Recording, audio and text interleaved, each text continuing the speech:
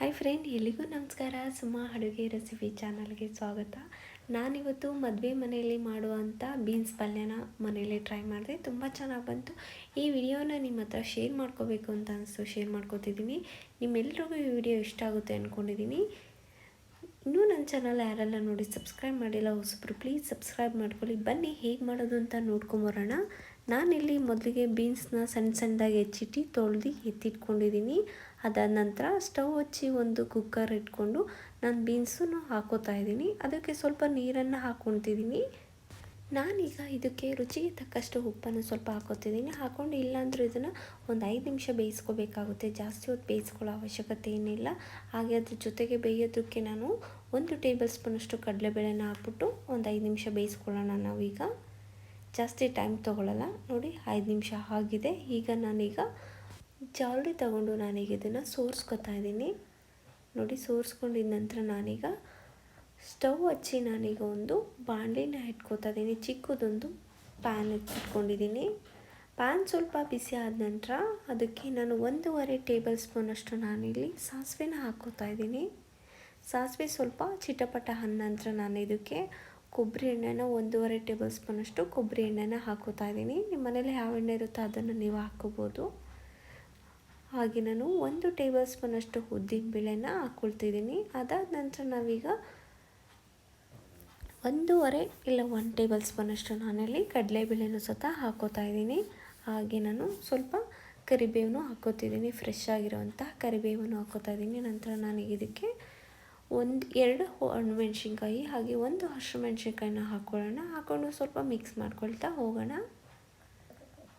ಹಾಗೆ ನಾನು 1 ಈರುಳ್ಳಿನ ಸಣ್ಣದಾಗಿ ಹೆಚ್ಚಿಟ್ಕೊಂಡಿದ್ದೆ, ಅದನ್ನು ನಾನು ಇಲ್ಲೇ ಹಾಕ್ಕೋತಾ ಇದ್ದೀನಿ. ಹಾಕ್ಕೊಂಡು ಸ್ವಲ್ಪ ಅದನ್ನು ಚೆನ್ನಾಗಿ ಮಿಕ್ಸ್ ಮಾಡ್ಕೊಳ್ತಾ ಹೋಗೋಣ.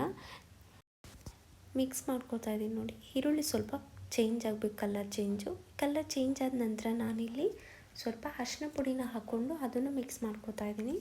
ಹೀಗೆ ನಾವು ಬೀನ್ಸ್ನ ಬೇಯಿಸಿ ಎತ್ತಿಟ್ಕೊಂಡಿದ್ವಲ್ಲ ಅದನ್ನು ನಾನಿಲ್ಲಿ ಹಾಕ್ಕೊಳ್ತಾ ಹೋಗ್ತಾ ಇದ್ದೀನಿ. ಹಾಕ್ಕೊಂಡ ನಂತರ ಇದನ್ನು ನಾವು ಮಿಕ್ಸ್ ಮಾಡ್ಕೊಳ್ತಾ ಹೋಗೋಣ. ನೀಟಾಗಿ ಮಿಕ್ಸ್ ಮಾಡ್ಕೊಳ್ಳಿ. ನೀವು ಬೇಕು ಅಂದರೆ ಇದಕ್ಕೆ ಸ್ವಲ್ಪ ಜೀರಿಗೆನೂ ಹಾಕ್ಕೋಬೋದು. ಜೀರಿಗೆ ಹಾಕೋದ್ರಿಂದ ತುಂಬ ಫ್ಲೇವರ್ ಚೆನ್ನಾಗಿರುತ್ತೆ. ನಾನಿಲ್ಲಿ ಜೀರಿಗೆನ ಹಾಕಿಲ್ಲ. ನಿಮ್ಗೆ ಇಷ್ಟ ಆದರೆ ಜೀರಿಗೆನ ಹಾಕ್ಕೊಳ್ಳಿ, ನೋ ಪ್ರಾಬ್ಲಮ್.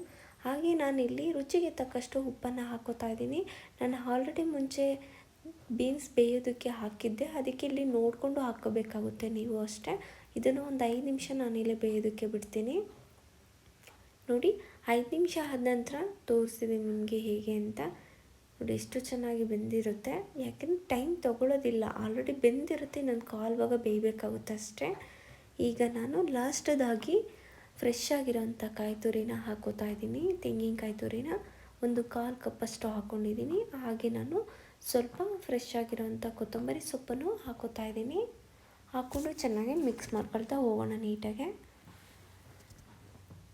ಇದು ಮುದ್ದೆಗಾಗ್ಬೋದು ಇಲ್ಲ ರೈಸ್ ಆಗ್ಬೋದು. ಮಧ್ಯಾಹ್ನ ಟೈಮಲ್ಲಿ ಮಾಡಿದ್ರೆ ಮುದ್ದೆಗೆ ಈ ಥರ ಪಲ್ಯ ಮಾಡಿಕೊಡಿ, ತುಂಬ ಚೆನ್ನಾಗಿದೆ. ಸೇಮ್ ನೀವು ಇದನ್ನು ಮದುವೆ ಮನೇಲಿ ಮಾಡೋ ಥರನೇ ಇರುತ್ತೆ ಫ್ರೆಂಡ್ಸ್. ಒಮ್ಮೆ ನಿಮ್ಮ ಮನೇಲಿ ಈ ಥರ ಟ್ರೈ ಮಾಡಿ, ಖಂಡಿತ ಚೆನ್ನಾಗಿ ಬರುತ್ತೆ ಅಂತ ಹೇಳ್ತೀರಾ.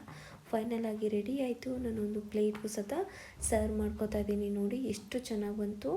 ನಾನು ಮಾಡಿದ್ದು ಇವತ್ತು ರೆಸಿಪಿ ನಿಮ್ಮೆಲ್ರಿಗೂ ಇಷ್ಟ ಆಯಿತು ಅಂದ್ಕೊಂಡಿದ್ದೀನಿ. ಈ ವಿಡಿಯೋ ಇಷ್ಟ ಆದರೆ ಒಂದು ಲೈಕ್ ಮಾಡಿ, ಶೇರ್ ಮಾಡಿ. ಇನ್ನೂ ನನ್ನ ಚಾನಲ್ ಯಾರೆಲ್ಲ ನೋಡಿ ಸಬ್ಸ್ಕ್ರೈಬ್ ಮಾಡಿಲ್ಲ, ಪ್ಲೀಸ್ ಸಬ್ಸ್ಕ್ರೈಬ್ ಮಾಡಿ. ಹಾಗೆ ಸಪೋರ್ಟ್ ಮಾಡೋದನ್ನು ಮರಿಬೇಡಿ ಫ್ರೆಂಡ್ಸ್.